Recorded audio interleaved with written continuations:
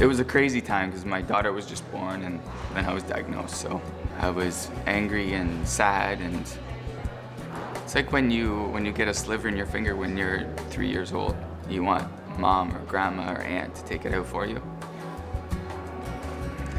That's what you get here. My chemo went very well. I've been in remission since March 5th. You just look at everything in a new light, now that I'm through on the other side.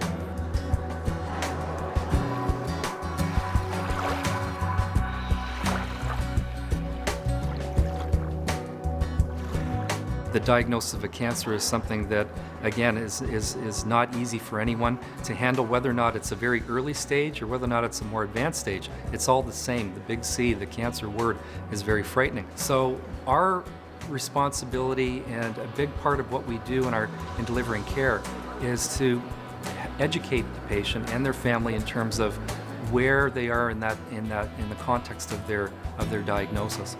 For my initial consultation, you come in here in the front doors and you're greeted by volunteers. Talk to the fantastic 2 ladies at the front desk who, again, are very informative and helpful. We're a very good team. We make people feel comfortable when they walk in the door. We kind of try to alleviate that fear. People tend to have a great fear walking in, especially for the first time. All of our frontline staff are significant advocates for the patient with a wealth of knowledge to help them whatever their needs are. We work very closely with the Cancer Society volunteers, our presence here in our center. They help the patients find their clinic areas, where to put their paperwork, so they're just such a huge support. At the Cancer Center, we clearly acknowledge that patients have a high level of anxiety anytime they come to our facility for any reason. And one of the things that we do to alleviate that level of anxiety is try to remove all of the factors that can cause someone stress, and to someone it might be parking. What we try to do is have the parking lot reserved for patients who have a physician appointment here or a treatment appointment here. One of the things that happens when patients come to the Cancer Center when they're seeing a physician or having treatment is they're provided with a pager when they enter into the building and do their check-in. The pagers enable the patients to travel anywhere within the Cancer Center in our building. They enable the patients to travel outside the grounds of the Cancer Center, including the gardens or the parking lot area. The patients can also travel into the hospital, into the gift shop, into the cafeteria.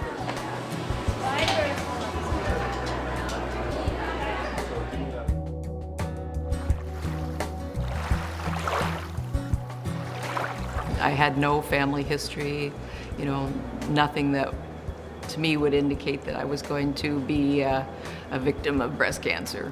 I think probably my main reaction was I wanted it gone, and that's when I saw Dr. Ham, and I just love her. She was wonderful because I asked her, if it was you, what would you do? And she said I'd have chemotherapy.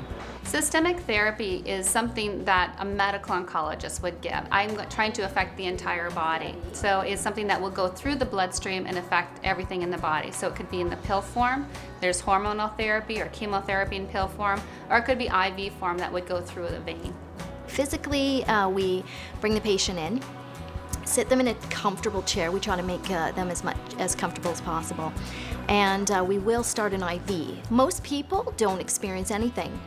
Once we get the IV in, the worst part is just getting an IV in. Sometimes that can be a little bit troublesome depending on your veins. When the IV is actually infusing, you feel absolutely nothing. Some people think that chemotherapy is one drug, but chemotherapy is many, many, many different kinds of drugs in many, many different kinds of combinations.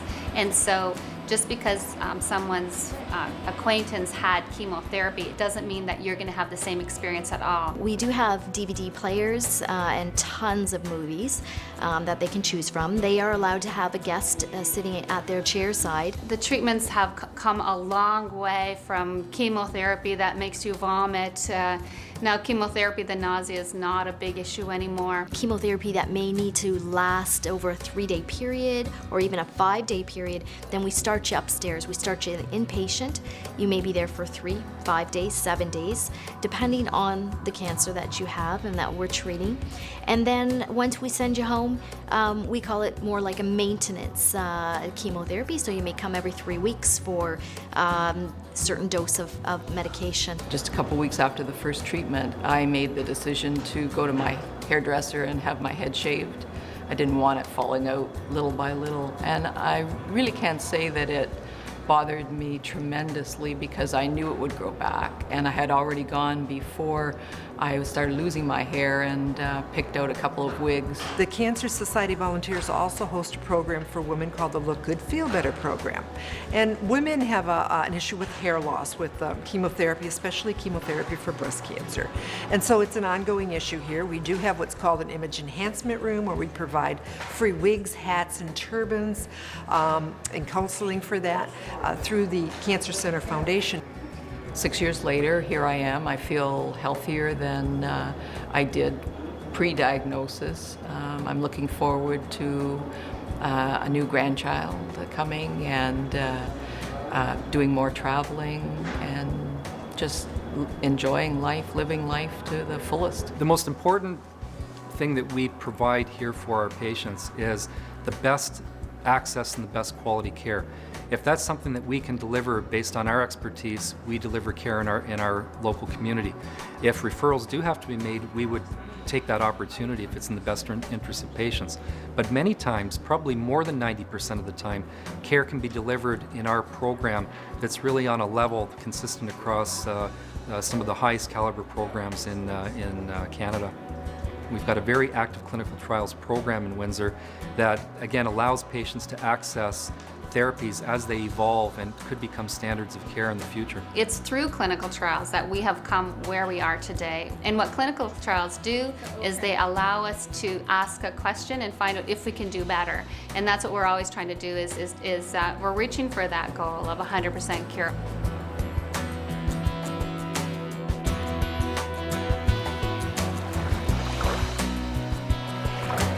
A lump was found in the breast screening clinic on Walker Road, and almost 3 weeks later I had an ultrasound and was told that it was cancerous. It was a cancerous growth.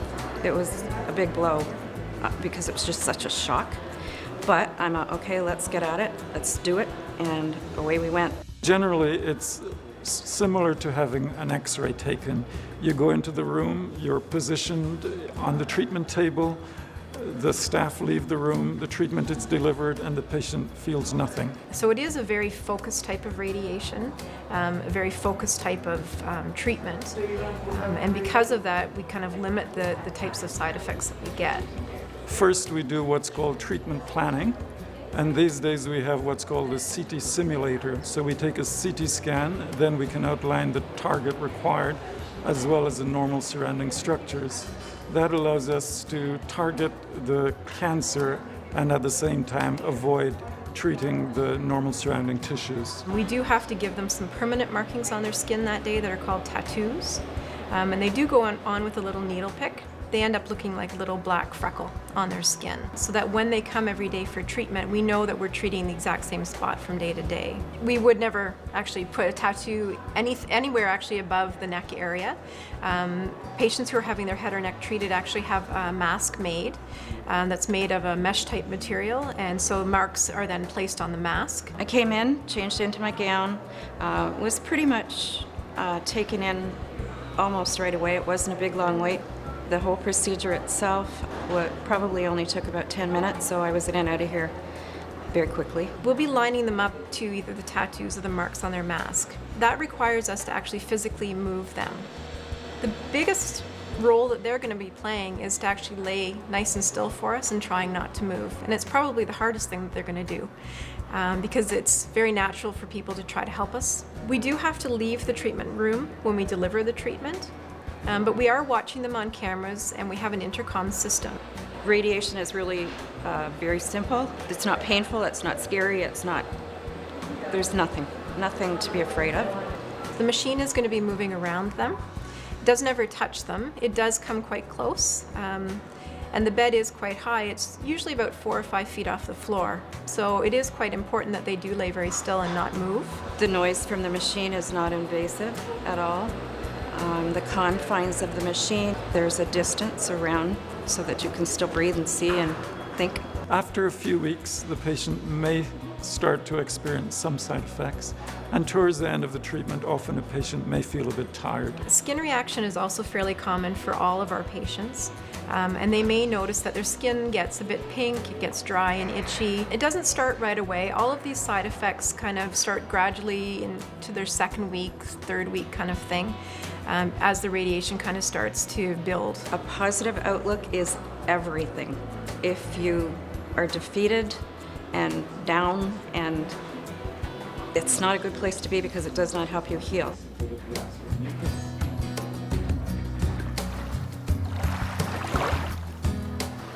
Patients have a history before they ever come here. They're a person, they had their life, they're living their life, and then they get this diagnosis, which causes a lot of chaos and change for patients and families. That's where we come in, and we do provide things like counseling.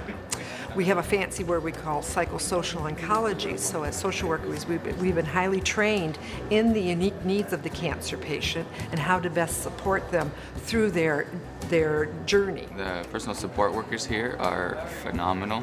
I've used them extensively. They help you realize things and deal with things that you didn't realize were going on and that you don't know how to cope with. This is new for you, this is new for your family members. Some of my family members have come in and talked to them as well. Go to the classes, learn about the type of chemotherapy. We always give them pamphlets prior to even coming in. Some people, they're just so caught up, overwhelmed with what they're hearing, they don't have time to read it, and that's okay, because we'll go over that while they're here. We do have the radiation therapy classes that are offered once a week. We do strongly recommend that patients attend them. We basically go through everything from the time a patient is seen in consult until the time they are finished their treatments. It's a very good idea to bring someone with you because so often you don't register everything that is being told to you. I find often even when I'm talking to a patient, and as soon as I say I'm recommending chemotherapy, the patient will shut off, and I have to speak with the family members after that. The patient cannot listen anymore because their mind, and you can see their mind racing off on a number of different tangents. I often would go home and my husband would say, you know, she said this or that, and I'd say, wow, I didn't hear that. So it's really, really important. Some of the commonly asked questions that I do get, number one is, what should my diet look like now that I have cancer or I'm undergoing treatment? Basically, the most important thing is that you're following a healthy, well-balanced diet. Our goal is to maintain your quality of life, minimize any weight loss, and keep you as healthy as we possibly can through your journey through the cancer clinic.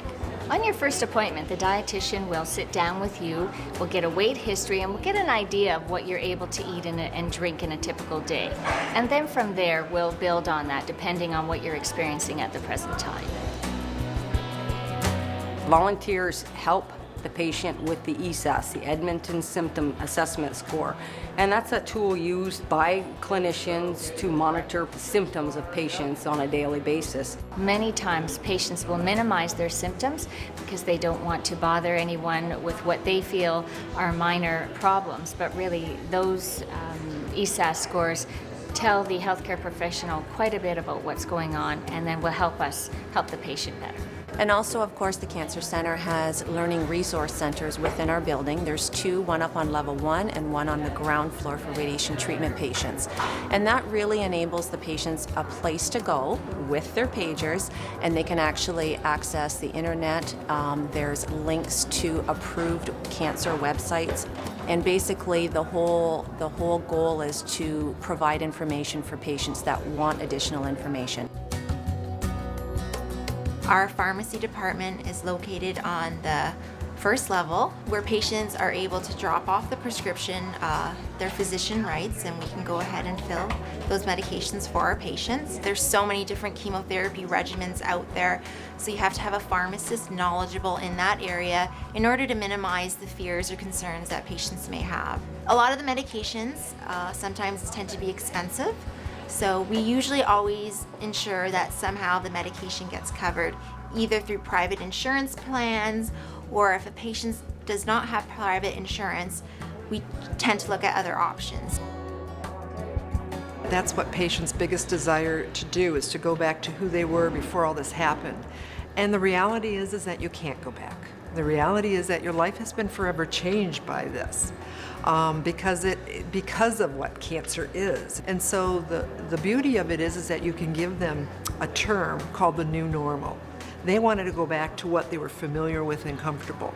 And most of us as human beings always do. We have a comfort zone and we always want to stay within that. And cancer challenges that comfort zone. Your life becomes, it's a new normal. You know, it's never going to be the way it was before. Never again, you know, the way you had before imagined that it would be. It's just a new and hopefully a better one, because you're appreciative to be alive and, you know, hopefully getting well.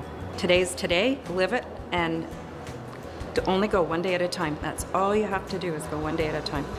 And when you do that, your day can be very positive, and let it go if it's not, and take the next day as it comes. A lot of saying goodbye to what was, and the support to say hello to what will be. The thing that I'm most proud of in this program is the fact that we have a professional staff and a support staff that really goes way over 100% to do what's right for our patients. And I know that, I see that, I work in this environment. And I think that that's a very unique benefit that we have here. I think we have everything. We have the world-class medicine, and we have the caring touch too. I do feel better than I did 11 months ago today, that I will be alive when I'm 70 and I can have grandkids and all that good stuff. And it's mostly because of the people here at the Cancer Center.